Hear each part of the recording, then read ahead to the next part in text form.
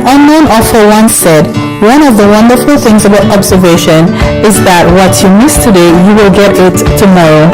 This is a video presenting a toolkit for classroom observations for teachers, created by Kellyanne Lane, Agent Empress Owen, Cheyenne Bate, Agent The Fancy One, and myself, Leonis Francis, Agent Binoculars.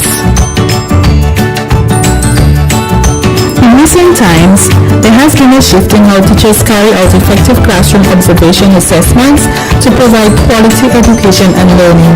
It has been necessary for teachers to possess the skills to perform developmentally appropriate assessments through regular classroom observations. Classroom observations have been found to be particularly powerful tools for obtaining information on instructional practices and the teacher-child relationship. With classroom observation, teachers must possess the skills to look, listen, record, and be objective when observing their students. Teachers should use a variety of methods which require the most appropriate tools to effectively monitor the development of young children over a period of time. For observation to be successful and yield valid results as it relates to students' learning outcomes, information must be gathered and recorded in a systematic way. To do so, teachers must be prepared to have a sound vision about what they want to achieve. Every aspect of observation does not necessarily have to be anticipated, but the approach must be deliberate. Teachers must have knowledge of the expected learning outcomes as well as how the information is to be recorded. Good records equate to an effective assessment. With that said, even though observation is an important assessment technique, it is not one that is widely used by teachers. Many have even argued that teachers are incapable of producing valid, reliable results from observations, especially when students are in a natural classroom setting. This toolkit acts as a catalyst and a guide for teachers on how to effectively use observation as an assessment instrument. Using the tools designed in this toolkit, teachers would be able to identify tools that would enable them to effectively plan and implement classroom observations. 2. They will be able to recognize at least 4 benefits of using the observational tools in assessing young children. And 3. Assess students' developmental progress in their daily classroom instructions using the 4 selectively designed tools. The list of items found in this toolkit include 1. Anecdotal record. This is written like a short story to record a significant event or aspect of behavior, so each anecdote must have a beginning, middle, and end. Anecdotal records are written in past tense, which are after the fact, and the observer must be positive, objective, and use descriptive language when making observations. 2. Checklist. This is an assessment tool that delineates specific criteria, for example, skills, attitudes, or behaviors, which educators use to gauge students' development and progress. 3. Time sampling. This is used to observe behavior or events that occur frequently. It is done in intervals, for example, every 5, 10, or 15 minutes, where the observer records specific behaviors or events for 1 minute at the start of each interval. 4. Event sampling. This is also used to observe specific behaviors or events, but it is used to determine how often a particular behavior or event occurs. 5. Running record. The running record involves continuous observation of a particular behavior over a period of time. The observer records what the student says or does for a given length of time or activity. 6. Portfolio, which is a collection of a child's work samples to show developmental growth and learning performance, and the teacher's observation notes over a period of time. And now we would further discuss 4 selectively designed tools. First, we have a portfolio. The portfolio. A portfolio can be created by the child and or the teacher as a self-assessment tool, and it can be manual or digital. Teachers and parents can use the portfolio to monitor how well the child is doing. When creating a child's portfolio, decide on the purpose. Determine the specific skills you would like to document and keep track of. Then the content. Decide on what will be included. Writing samples, numeracy samples, language development samples, science and social skills work samples, and the teacher's observation notes. Finally, you will have to look at the process. Begin to collect the work samples, choose the different pieces and decide how it will be organized.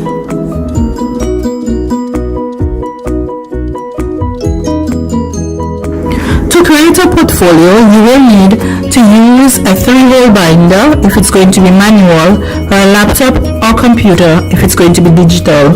You will need a cover page with the child's picture, the child's age, and the child's grade. Also, you will need labels for the binder. You need dividers to distinguish the developmental areas you are showcasing.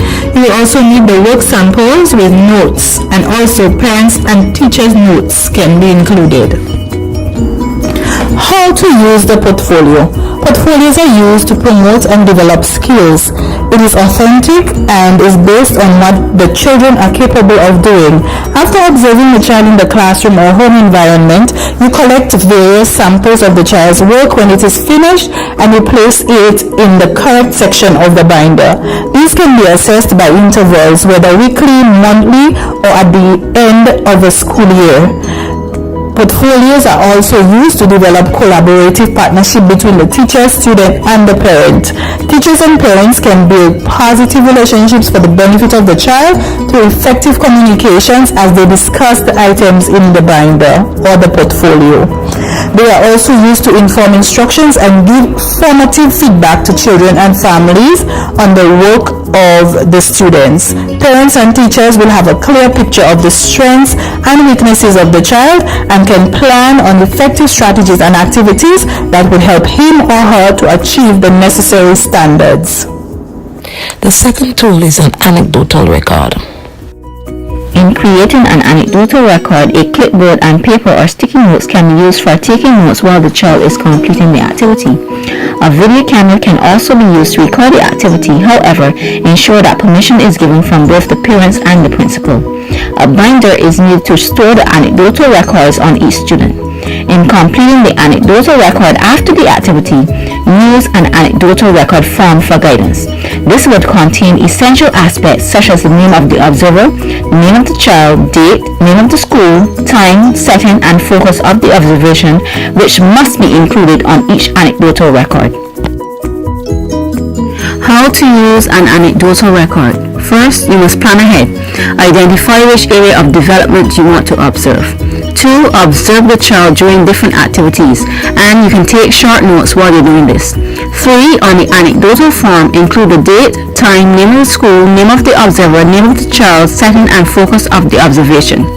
4. Write a short, detailed, and objective description of what was seen or heard. 5. Using your knowledge of early childhood development, analyze and interpret what was recorded to determine whether learning objectives have been met. And 6. Use the information for future instructional planning to improve teaching and learning. The third tool is a checklist. The checklist included in this toolkit was designed with a variety of behaviors. It follows the principles of Watham, who postulated that checklists are best suited when there is a number of behaviors to be observed. This checklist was designed to use at the end of the week in a preschool setting. It assesses the observable behaviors of a 4-year-old in every domain of his development. This includes his age-expected behavior in his cognitive, physical, language, and emotional domains. For example, at the age of 4, as part of Sam's fine motor skills, he is expected to hold a pencil using a writing hold. As such, this is one of the behaviors expected from Sam, which will be observed. It gives teachers a clear vision of the attainment of the child and the specific time in which the child achieves such milestones. Of course, in creating a checklist, one must first consider the age of the child and his or her expected behavior or milestone, or the specific behaviors in which you would want to observe. This should be advised by experts in the field of early childhood. It is imperative to note that having a very good knowledge base about the behavior of the child helps greatly in the creation of the checklist. After you would have created your checklist, you need a pencil to mark it and a folder to store it. For ease of access, the folder can be stored in a pocket at the child's desk. The fourth tool is time sampling. Time sampling. What do you need to create a time sample? You need a stopwatch to keep you informed of the beginning and end of each interval, and you need a pencil for recording your notes. A time sample form can be used for your final recording as it contains essential aspects which must be included in documentation. These include the name of the child, the age of the child, the time of the observation, frequency of the observation, aim and objective, as well as a brief description of the child. There is also a place to enter the time of each recording as well as the actual observation that occurred. On it, you will also find an area for evaluation and recommendations. How to use time sampling. For an illustration on how time sampling is used, please view the upcoming video. In the video, the teacher records a group of students taking part in an activity. The recording is done for a period of 2 hours and at 5-second intervals. Are working on cursive, and I'm going to watch them and then record. First, I watched for 5 seconds. Now I'm going to record. He did well. Woo! Now I'm going to my next student. Watching for 5 seconds, coming back and recording for a little bit. On to my next student.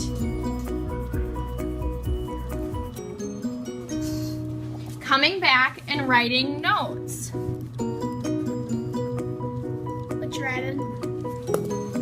Coming to my next student.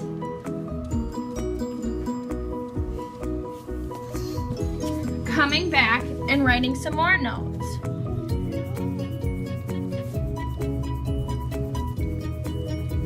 Now my last student.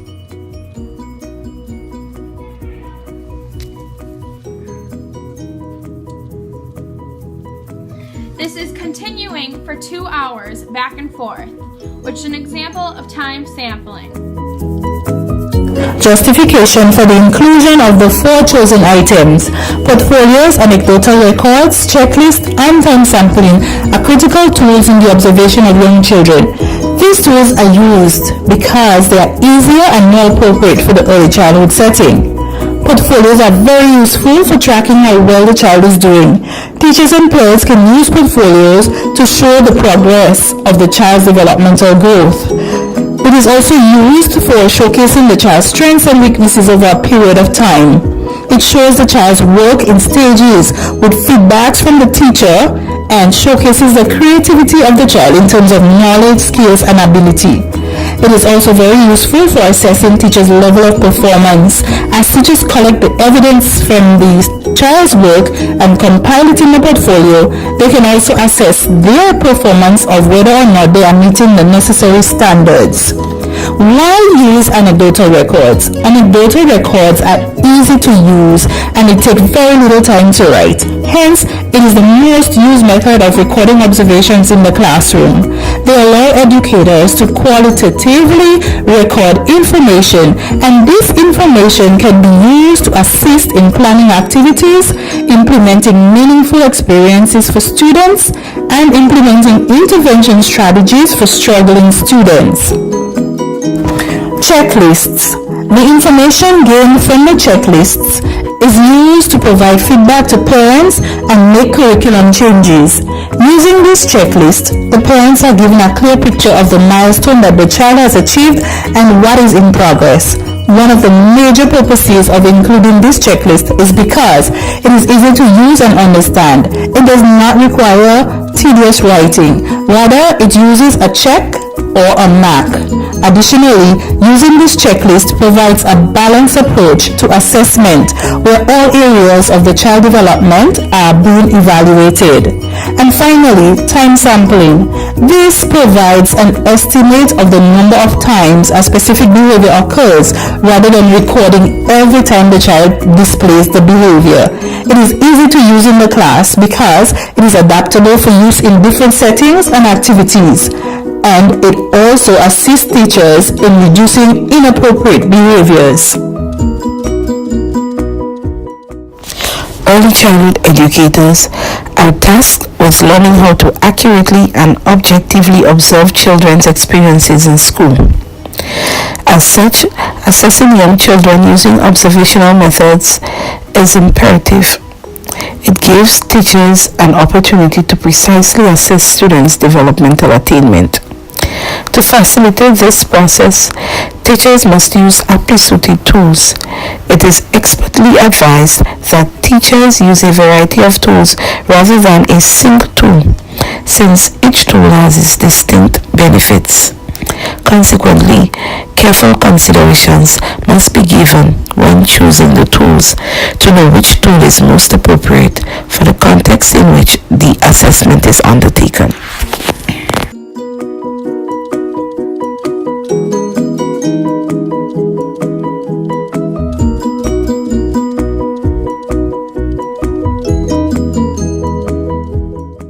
You have come to the end of our video. Thanks for watching.